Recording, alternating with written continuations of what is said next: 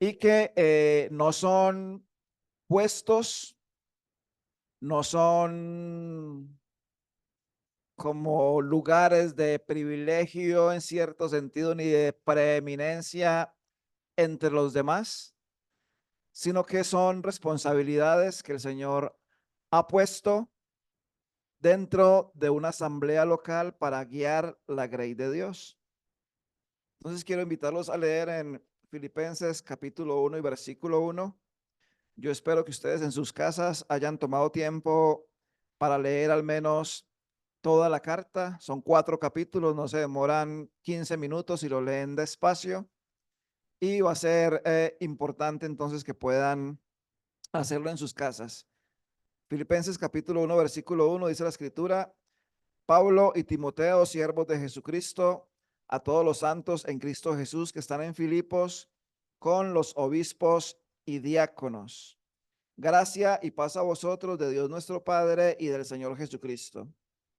Doy gracias a mi Dios siempre que me acuerdo de vosotros, siempre en todas mis oraciones, rogando con gozo por todos vosotros, por vuestra comunión en el Evangelio desde el primer día hasta ahora, estando persuadido de esto, que el que comenzó en vosotros la buena obra la perfeccionará hasta el día de Jesucristo.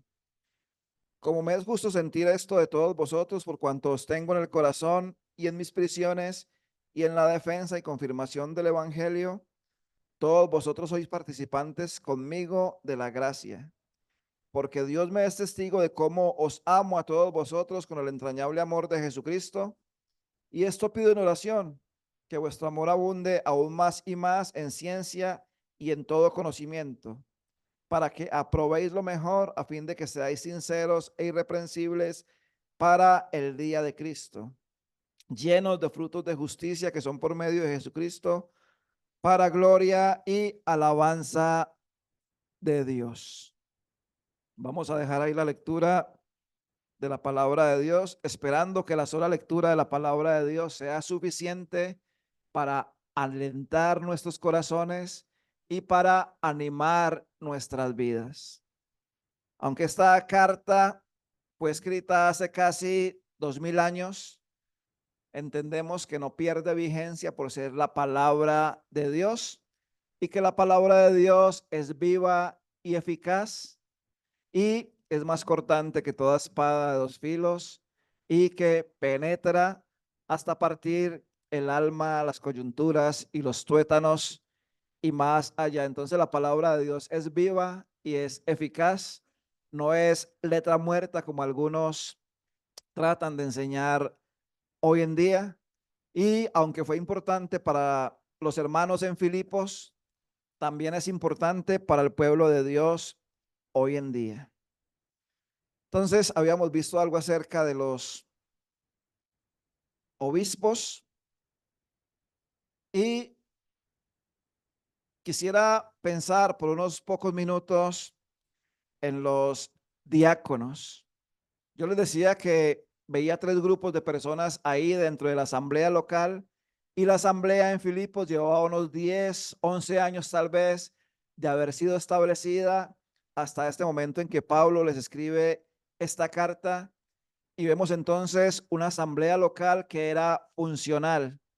Tenía sus obispos, tenía los diáconos y los santos.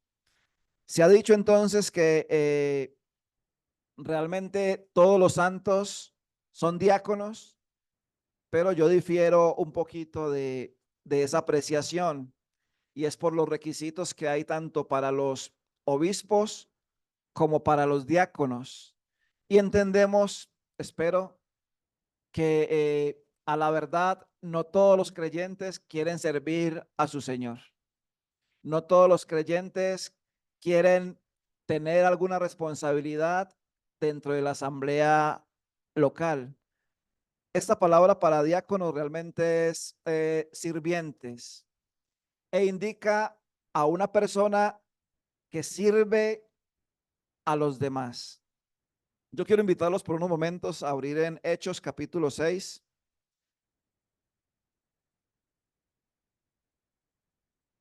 Hechos capítulo 6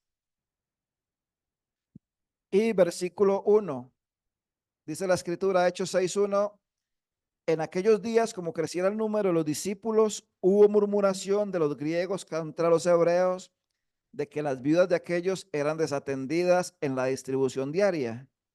Entonces los 12 convocaron a la multitud de los discípulos y dijeron, no es justo que nosotros dejemos la palabra de Dios para servir a las mesas.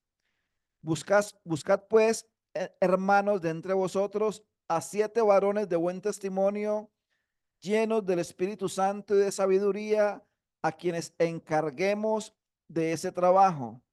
Y nosotros persistiremos en la oración y en el ministerio de la palabra. Agradó la propuesta a toda la multitud y eligieron a Esteban, varón lleno de fe y del Espíritu Santo, a Felipe, a Prócoro, a Nicanor, a Timón, a Pármenas y a Nicolás, prosélito de Antioquía, a los cuales presentaron ante los apóstoles, quienes orando les impusieron las manos, y crecía la palabra del Señor y el número de los discípulos se multiplicaba grandemente en Jerusalén. También muchos de los sacerdotes obedecían a la fe.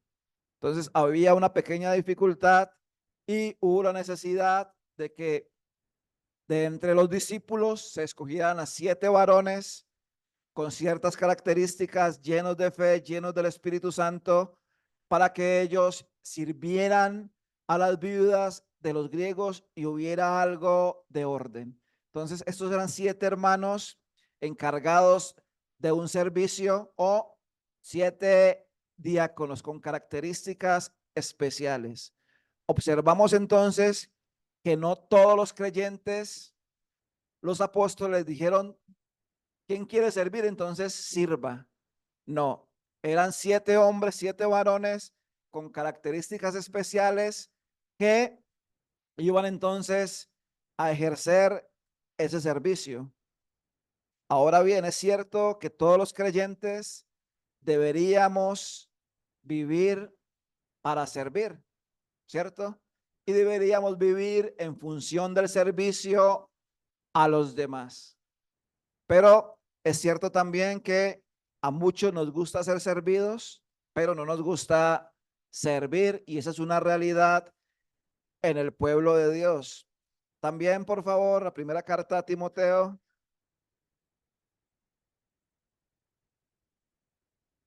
primera carta a Timoteo, capítulo 3 y el versículo 8. Y aquí hay algunas características también especiales de los diáconos. Dice, los diáconos asimismo deben ser honestos, sin doblez, no dados a mucho vino, no codiciosos de ganancias deshonestas, que guarden el misterio de la fe con limpia conciencia, y estos también sean sometidos a prueba primero, y entonces ejerzan el diaconado si son irreprensibles. Las mujeres asimismo sean honestas, no calumniadoras, sino sobrias, fieles en todo. Los diáconos sean maridos de una sola mujer y que gobiernen bien sus hijos y sus casas, porque los que ejerzan bien el diaconado ganan para sí un grado honroso y mucha confianza en la fe que es en Cristo Jesús. Ahora, estas son las características o las, digamos, como los requisitos más bien de los diáconos. Ahora, todos cumplen dentro de una iglesia local con estas características. No, ¿verdad? Ahora, cuando uno lee las características de los ancianos, es algo tremendo. Y uno dice, bueno, cumplen los ancianos con todas las características que están en la primera carta a Timoteo, capítulo 3, versículos 1 al 7. Ahora, tanto el cuerpo de la asamblea local, es decir, nosotros como creyentes, hombres y mujeres, deberíamos estar apuntando a esos requisitos, porque fuimos llamados por el Señor, por su gracia, fuimos llamados a servirle en santidad y debemos entonces apuntar a estos requisitos. Ahora, muéstrame un anciano que cumpla con estos requisitos y yo le voy a mostrar a un hombre digno de toda la confianza y digno de ser seguido y digno de ser admirado. Ahora, es muy fácil hablar, ¿cierto? Así, a mí me gusta hablar así en crudo, porque es que es complicado uno no decir las cosas como son. Y a mí me gusta ser así tosco para hablar, porque así tienen que ser las cosas según creo, y tal vez el Señor me juzgue algún día, pero hay una crisis hoy en día dentro de el liderazgo de las asambleas locales. Entendemos que los ancianos no son puestos a dedo dentro de una congregación y son hombres que el Señor levanta, son hombres que el Señor sostiene y son hombres bajo mucha presión y bajo mucha responsabilidad. Y usted y yo como creyentes, nuestra obligación es orar por ellos.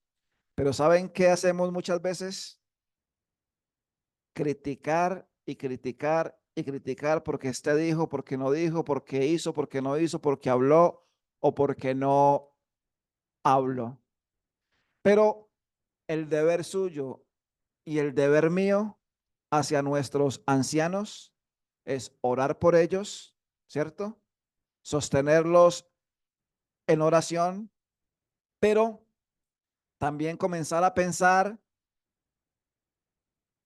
en el hecho de poderle servir al Señor. Porque una asamblea que solamente tiene ancianos y no tiene diáconos, pues va a sufrir mucho. Porque hagamos un ejemplo y tal vez a ustedes se les va a hacer un ejemplo parecido. Digamos que los ancianos tuvieron que salir a alguna parte por alguna situación que se les presentó. Y entonces llegamos todos los creyentes a la reunión y comenzamos a mirarnos unos a otros. ¿Dónde está fulano? ¿Dónde está sutano? ¿Y quién comienza? ¿Quién arranca? Hágalo usted, yo, usted. Y entonces uno comienza como a ver qué, porque uno dice, yo no estoy preparado para esta situación, ¿cierto? Y es verdad, uno a veces no está preparado para las situaciones y uno, pero usted y yo, especialmente los varones, debemos siempre que venimos a la reunión estar preparados por si alguna cosa, preparados siempre por si alguna cosa, porque puede suceder que el hermano que iba a predicar ese día se varó en el camino y no llegó. Y entonces, hermanos, oremos y nos vamos. Hace años en una asamblea donde estaba, había uno de los ancianos allí y él pues no tenía mucho conocimiento de la palabra de Dios y quien les habla menos. Pero no llegaron los otros ancianos y había reunión de estudio bíblico. Y el hermano me llamó y me dijo, hermano, ¿qué? ¿Oramos y nos vamos o qué? Yo le dije, no, hermano, hay que hacer el estudio porque tenemos necesidad de hacer el estudio, pero es que el hermano, a pesar de ser uno de los ancianos allí, pues si usted mira las características, había allí mucho que a él le faltaba, pero aparte de eso no estaba preparado para ayudar en la reunión. Pero uno espera que hayan hermanos que no, aunque no son ancianos, pero que hermanos ejercitados en la asamblea local, que estén dispuestos a levantarse en una oración, a pedir un himno y a guiar la congregación en la lectura de la palabra de Dios. Y ustedes van a ver más adelante ahí en Hechos capítulo 6 lo que hicieron estos hombres que fueron encargados del servicio allí a las mesas, a las viudas de los griegos, y eran varones ejemplares. Los apóstoles no dijeron, pongamos los más vagos a servir a estos griegos que al fin y al cabo, pues ellos pueden servir a las mesas. No, ellos se encargaron varones con ciertas características muy especiales para el servicio.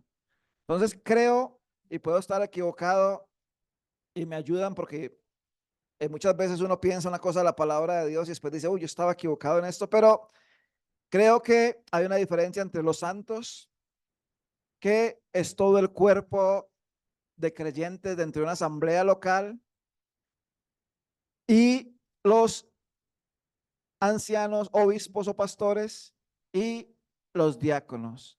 Son, a mi forma de ver, tres grupos de personas que hacen funcional una asamblea local. Ahora estábamos cantando, ahora los que saben cantar cantaban, heme aquí, envíame a mí, yo iré. Y yo escuchaba que cantaban a todo pulmón, y muy bonito pues escucharles cantar a todo pulmón. Pero en serio, de verdad, se presenta usted delante de Dios a decirle, heme aquí, envíame a mí, yo iré, Señor. Porque entendemos, ¿cierto? Que una cosa es cantar y cantamos muchas veces sin pensar lo que cantamos. Y otra cosa es cantar entendiendo lo que cantamos. Porque heme aquí, envíame a mí. Pero yo les pregunto, hermanos y hermanas, y no estoy criticando a nadie ni juzgando a nadie para que me entiendan, simplemente hablo así tosco. ¿Usted tiene el deseo en su corazón de servirle al Señor? Yo me imagino que sí. ¿Tiene el deseo en su corazón de servir a los hermanos? Yo me imagino que sí.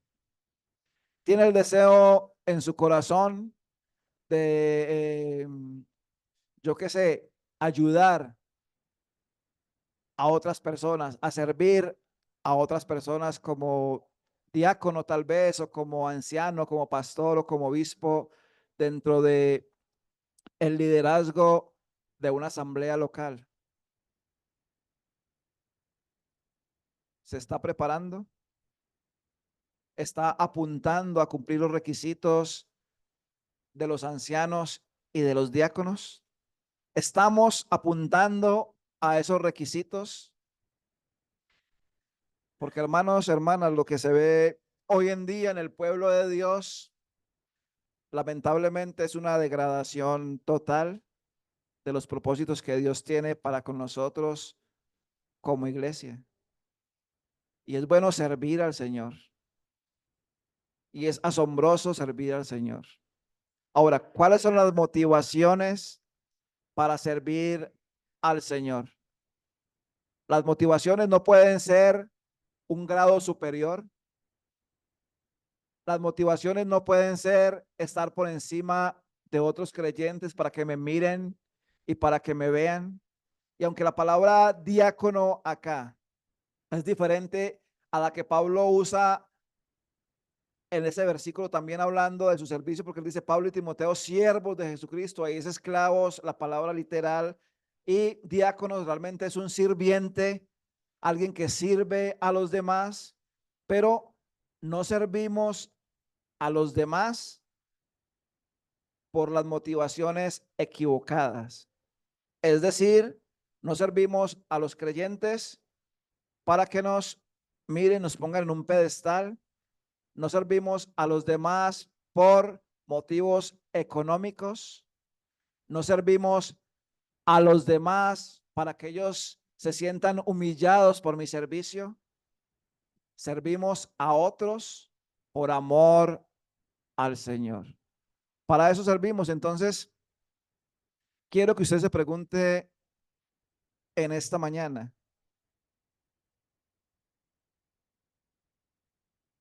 ¿Estoy sirviendo al Señor? Y quiero que en su casa lea la lista de los requisitos de los ancianos y de los diáconos. Y si quiere la escribe y comience a tachar ahí cuál no cumple. Y usted puede decir, digamos, hablemos de los diáconos. Dice, los diáconos asimismo deben ser. No es que de pronto, si quiere, si trate, deben. Dice, los diáconos deben ser honestos. Entonces usted comienza a mirar, ¿soy honesto? ¿Qué conlleva la honestidad en mi vida? ¿En qué aspectos sí y en qué aspectos no? ¿Soy honesto? Porque muchas veces, hermanos, hermanas, no somos honestos ni con nosotros mismos. Si usted lo mira, muchas veces ni con nosotros mismos somos honestos en muchas cosas. Simplemente le digo, o sea, usted cópielo en un cuaderno o en un pizarrón o algo en su casa y los diáconos así mismo deben ser honestos, sin doblez.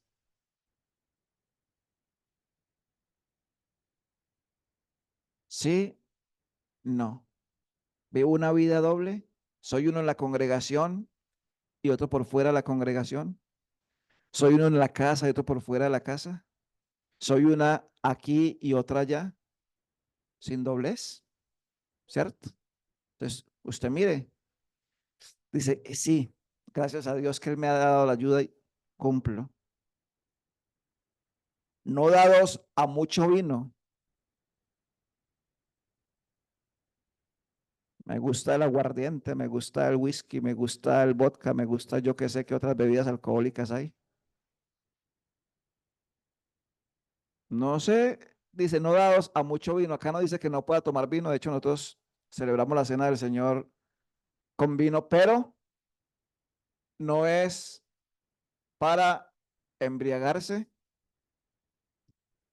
Entonces, no dados a mucho vino. Debemos guardarnos de eso. No mires el vino cuando rojea, dice, creo que uno de los proverbios, no codicioso de ganancias deshonestas. Usted entiende mejor que yo. Yo no, no le voy a decir absolutamente nada más.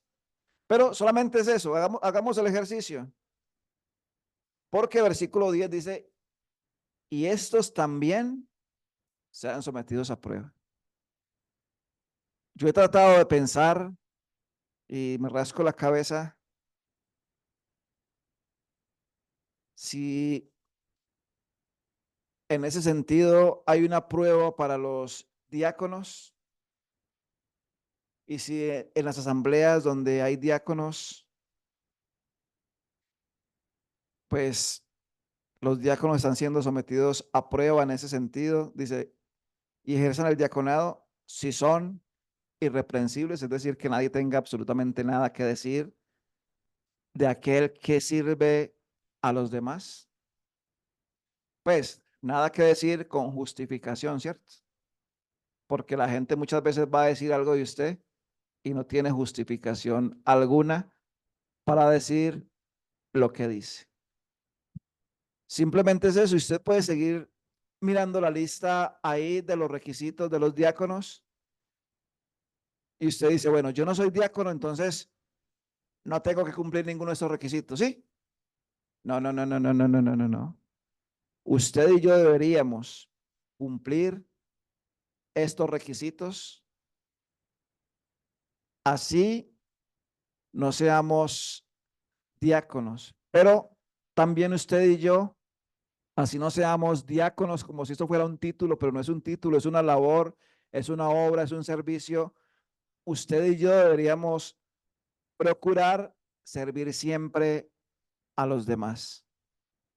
Yo siempre me demoro bastante en cositas, pero todavía nos queda algo de tiempo. Entonces, Voy a avanzar porque los voy a dejar acá por ahí 20 años con Filipenses y no es la idea. Dice, a ver que me perdí.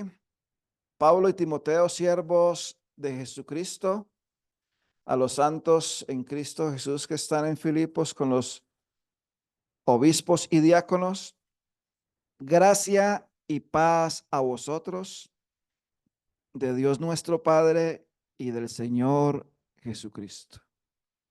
El deseo de Pablo para los creyentes en Filipos era que ellos tuvieran dos cositas especiales y Pablo siempre comienza sus saludos con estas cosas y en algunas epístolas añade gracia, misericordia y paz.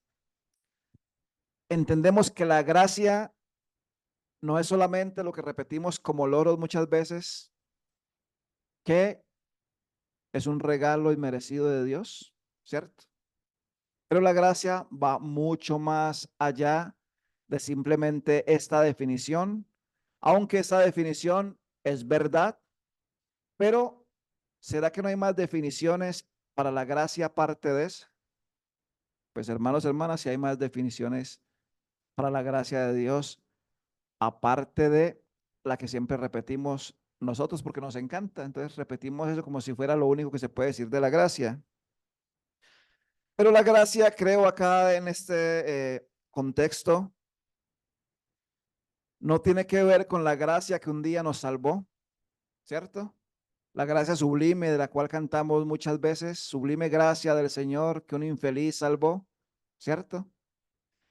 Pero la gracia tiene también que ver con la forma en que la gracia nos guía cada día y nos capacita para servirle a nuestro Dios. Y Pablo quiere que los creyentes en Filipos tengan esta gracia de Dios obrando en sus vidas. Pablo va a decir que él es lo que es por la gracia de Dios. Pero también Pablo va a decir que a pesar de la enfermedad que él tenía en su cuerpo y que había suplicado a Dios que le quitara esa enfermedad, Dios le había dicho, bástate mi gracia, porque mi poder se perfecciona en la debilidad, en este caso, en la enfermedad. Entonces, la gracia nos debe ser suficiente y es muy fácil decirlo. Ojo, la gracia de Dios nos debe ser suficiente en cualquier adversidad que se nos presente en la vida, porque yo soy uno que necesita mucho de la gracia de Dios en cada instante de mi vida, para entrar y para salir, para ir y para venir, para levantarme y para sentarme. Usted y yo necesitamos siempre la gracia de Dios obrando en nuestras vidas. Y el deseo de Pedro es que usted y yo crezcamos en la gracia y en el conocimiento de nuestro Señor Jesucristo. Entonces es un deseo muy bonito. Yo sé que muchas veces se pasa este pasaje corriendo, pero Pablo quiere que los creyentes allí en Filipos tengan gracia siempre en sus vidas y siempre que le escribe sus epístolas le saluda con esta palabra, gracia, gracia y misericordia. Acá, gracia y paz. Quiero simplemente leer Romanos capítulo 5, versículo 1, por si tal vez hay alguien acá en esta mañana que no es salvo, que no es salva y pueda estar pensando en la paz de Dios. Dice la escritura, justificados pues por la fe, tenemos paz para con Dios por medio de nuestro Señor Jesucristo. Déjeme decirle, si hay alguien acá en esta mañana acompañándonos, que no es salvo, que no es salva, que usted necesita no solamente la gracia de Dios que puede salvarle, gracia que fue manifestada mediante la persona preciosa del Señor Jesucristo, pero usted necesita la paz con Dios. Porque la escritura dice que usted, si está sin Cristo, como nosotros en un pasado, éramos enemigos de Dios. Y que el Señor Jesucristo, al morir en la cruz del Calvario, Él hizo la paz mediante la sangre de su cruz, para que usted y yo por la fe podamos ser justificados, es decir, declarados justos delante de Dios. Y al ser declarados justos delante de Dios, podamos gozar la paz de Dios. Justificados pues por la fe, tenemos paz para con Dios por medio de nuestro Señor Jesucristo. La única forma en la que cualquier persona en este mundo puede disfrutar de la paz de Dios es teniendo paz con Dios por medio del Señor Jesucristo. Vivimos en una sociedad, una locura. Vivimos en medio de una sociedad corrompida, una sociedad en guerra, una sociedad completamente destrozada. Y la única forma en que tanto hombres y mujeres pueden gozar de la paz de Dios es creyendo en la persona del Señor Jesucristo, porque no hay otro medio, no hay otra forma en la cual hombres y mujeres en esta vida puedan gozar de la paz de Dios. Muchos creen que la paz, entre comillas, se las da el dinero.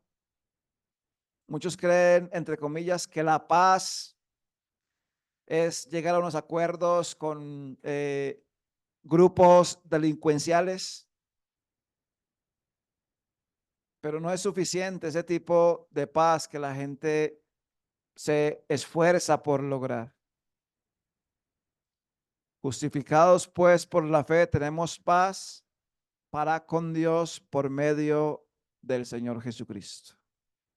Y si usted tiene paz para con Dios, ya puede como nosotros empezar a disfrutar la paz de Dios. Ahora, usted y yo muchas veces vivimos como Marta, ¿cierto? Afanados y turbados con muchos quehaceres. Y hay cosas que nos roban la paz. Y hay un desasosiego y hay un corre-corre en nuestras vidas que nos roba la paz que Dios quiere que nosotros tengamos. Dice ahí mismo en Filipenses, por nada estéis afanosos, si no sean conocidas vuestras peticiones delante de Dios con toda oración y súplica. Se los voy a leer para no. Dice versículo 6 de capítulo 4, por nada estáis afanosos si no sean conocidas vuestras peticiones delante de Dios en toda oración y ruego con acción de gracias, y la paz de Dios, que sobrepasa todo entendimiento, guardará vuestros corazones y vuestros pensamientos en Cristo Jesús. Por nada estéis afanosos. ¿Por qué? Porque la paz de Dios puede guardar nuestros corazones y nuestros pensamientos. Pero solamente el creyente puede disfrutar esto, no el inconverso, no el que está sin Cristo, no el que no es salvo, no puede, no puede disfrutar la paz de Dios. El Señor Jesucristo podía decirle a sus discípulos, mi paz os dejo, mi paz os doy. Yo no os la doy como el mundo os la da. En el mundo tendréis aflicción, pero, pero, confiad en mí, yo he vencido al mundo. ¿Ven? Paz. Esa palabra me hace recordar a una hermana que aprecio y estimo mucho porque esa palabra en griego, yo no sé nada de griego, pero es Irene. Entonces, María Paz, de ahora en adelante, va a ser llamada María Irene, porque básicamente es lo mismo. ¿Sí ven cómo se bautiza alguien? Eh, Mentiras, pero es la misma palabra. Irene y Paz es la misma palabra en griego, Irene. Y nosotros necesitamos esa Irene, esa paz en nuestras vidas. Hay un hermano que está casado con la hermana Irene y sin duda él tiene mucha paz, ¿cierto? Mucha paz en su vida, pero avanzamos entonces para ir terminando.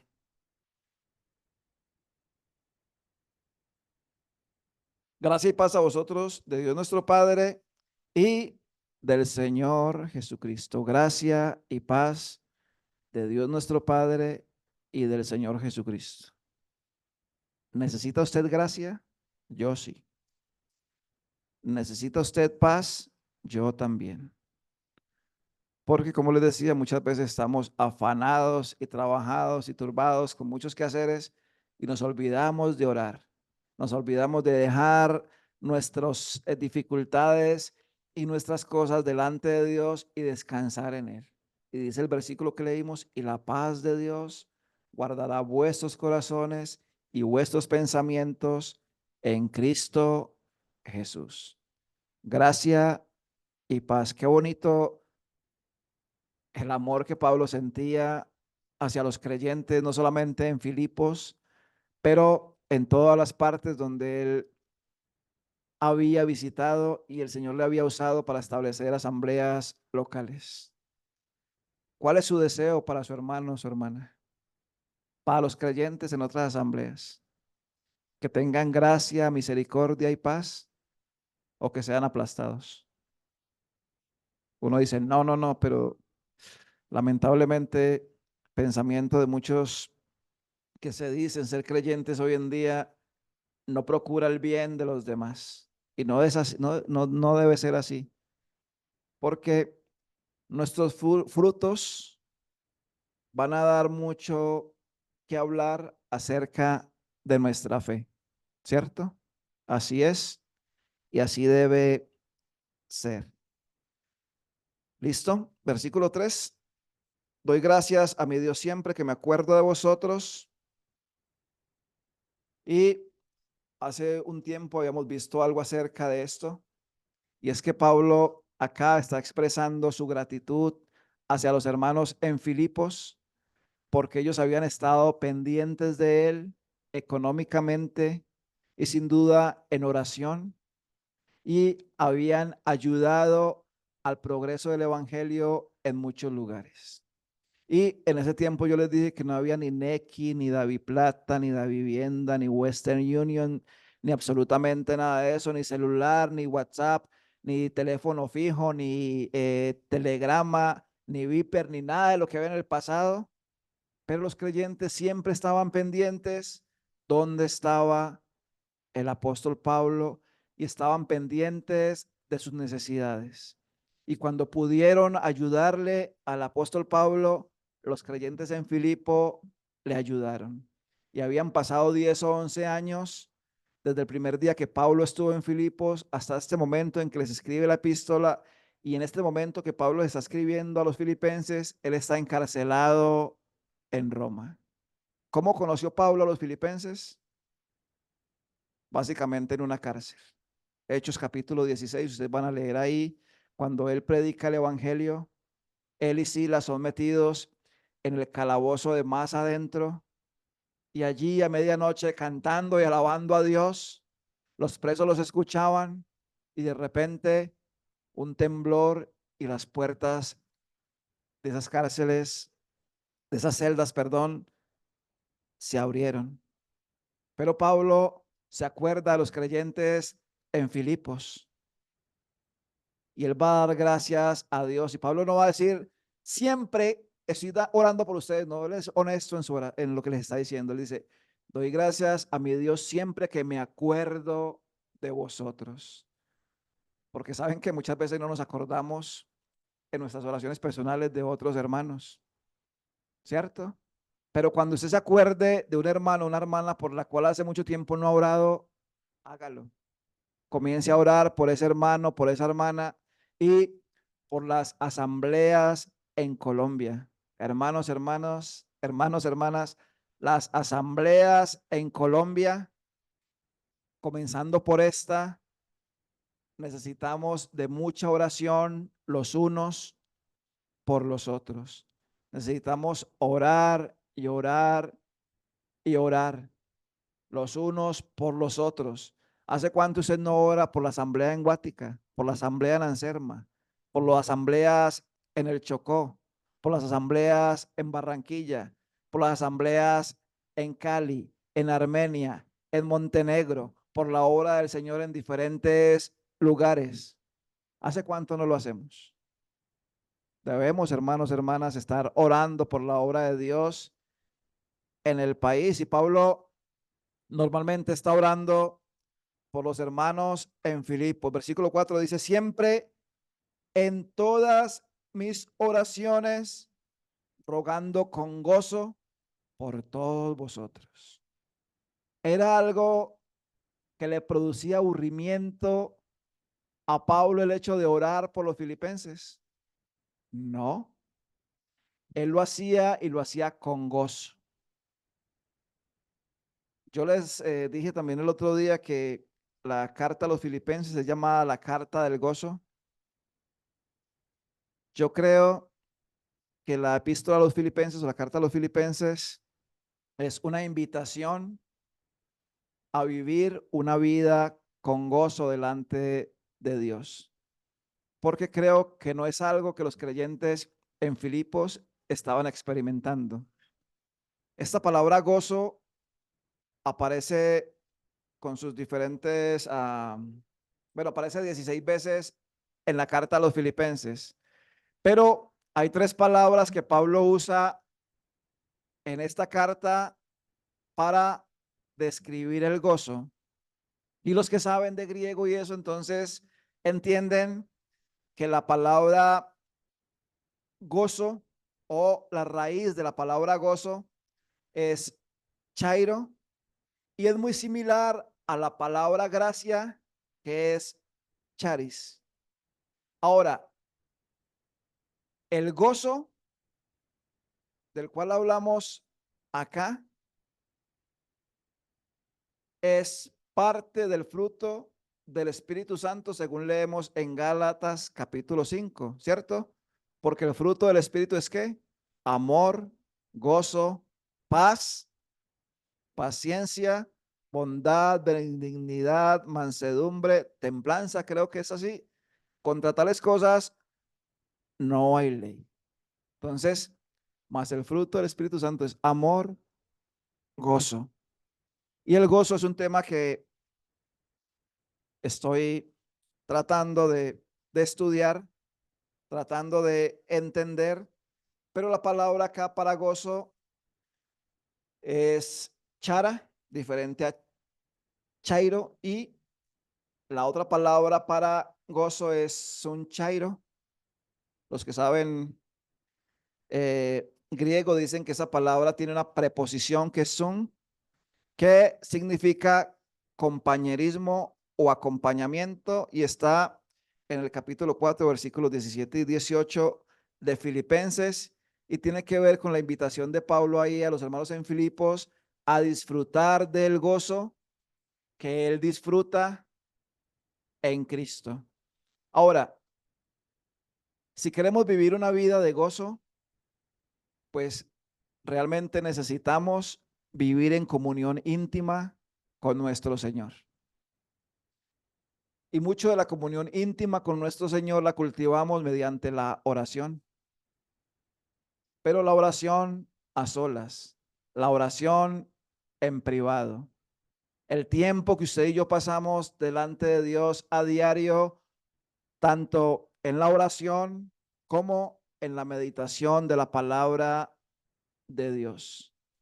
Porque el gozo se va a hacer evidente entre más pasemos tiempo con el Señor, más gozo vamos a tener en nuestras vidas. Y esto no implica que usted tenga que estar con la cara de pastel todo el día. No. Eso no implica que usted no pueda estar triste en algún momento de su vida. Eso es mentira. ¿Saben por qué? Porque Pablo habla de gozo 16 veces en esta carta.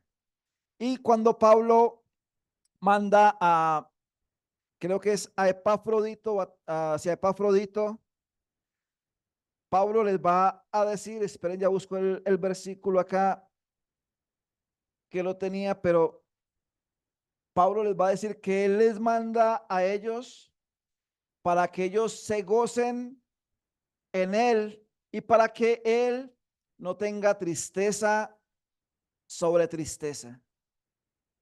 Pablo sentía tristeza, claro que sí. Sentía angustia, claro que sí.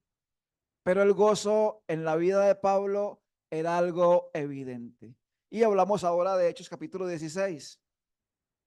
Por predicar el evangelio fueron metidos en la celda más oscura, en la celda más húmeda, con las manos y los pies atados en el cepo, que era básicamente como una tabla con unos huequitos así acá arriba y otros acá abajo donde metían los pies y metían las manos y a eso le ponían una cerradura o un candado tal vez, no sé, con que aseguraban ese cepo y era algo bastante incómodo. Usted no podía recostarse a dormir en esa posición porque cómo, si se movía se lastimaba, cómo se iba a acostar, no sé de que se pusiera sobre su espalda y levantaba los pies y ese cepo era, se podía mover, pero si no se podía mover, era algo imposible. ¿Saben qué hacían Pablo y Silas en esa situación? Cantaban himnos al Señor. Yo estaría llorando. De verdad, yo estaría llorando. Y más aburrido que, mejor dicho, que el más aburrido de los aburridos, por así decirlo. Pero había gozo en la vida de ellos. A pesar de la situación, podían experimentar gozo en sus vidas. Porque no, a ver, aunque el gozo acá tiene que ver con la alegría y con la felicidad también, el gozo no depende de las circunstancias externas, pues es algo que está acá adentro, que es dado por el Espíritu Santo de Dios. La alegría de este mundo sí depende de si tengo o no tengo, si me dan o no me dan, si esto o aquello, dependiendo de tal o tal, soy alegre. Pero el gozo es algo muy, muy diferente. Pero el tiempo se nos fue y quisiera seguir la próxima vez, tal vez pensando en el gozo, porque yo mismo entiendo y soy confrontado por la palabra de Dios que necesito aprender a experimentar el gozo en mi vida a pesar de las diferentes situaciones que se nos presenten. Entonces, lo dejamos ahí, oramos y los que tenían sueñitos, espero que puedan dormir ahora bien bueno, después de la reunión, listo. Padre, te damos gracias por tu palabra tan preciosa. Gracias porque ella es verdad. Y Padre, cuánto necesitamos en nuestras vidas disfrutar más de tu gracia, más de tu paz.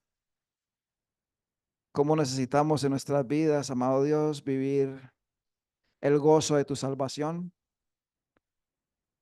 Y Padre, cuando David pecó, él tenía que clamar a ti diciéndote que te devolviera, que tú le devolvieras a él el gozo de la salvación.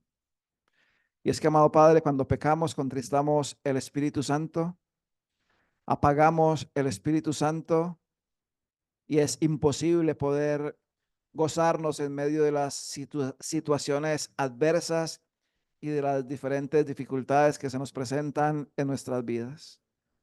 Por eso te rogamos que nos ayudes a vivir una vida santa delante de ti, una vida que pueda experimentar el gozo que viene de tu Santo Espíritu y que podamos ser ejemplos al mundo de lo que tú puedes hacer en las vidas y en los corazones de aquellos quienes hemos creído. Oramos que tú ayudes a esta asamblea local, que fortalezcas los hermanos y las hermanas, que les animes, que les guíes, que les capacites para servirte. Padre, que tú les ayudes también y nos ayudes a vivir una relación más íntima contigo por medio de la oración y por medio de la meditación en tu palabra santa. Oramos así agradecidos entonces en el precioso nombre del Señor Jesucristo. Amén.